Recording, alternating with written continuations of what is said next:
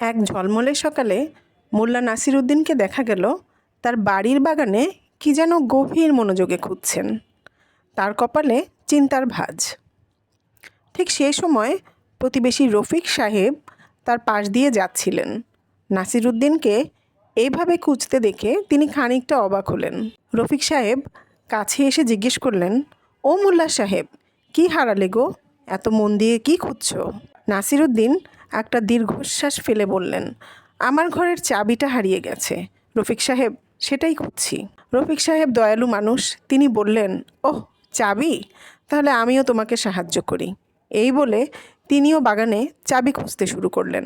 দুজন মিলে বেশ কিছুক্ষণ ধরে বাগান তন্ন তন্ন করে খুঁজলেন, কিন্তু চাবির কোনো চিহ্ন নেই। কিছুক্ষণ পর রফিক সাহেব থামলেন। তার কপালে ভাঁজ। তিনি জিজ্ঞেস করলেন, মোল্লা সাহেব, ঠিক কোনখানটায় ফেলেছিলে চাবিটা, মনে পড়ছে? নাসিরুদ্দিন একটু ইতস্ত করে বললেন, আসলে চাবিটা তো আমি আমার ঘরের ভেতরে ফেলেছিলাম। রফিক সাহেব অবাক হয়ে বললেন, সে কি, ঘরের ভেতরে? তাহলে বাগানে খুঁজছো কেন?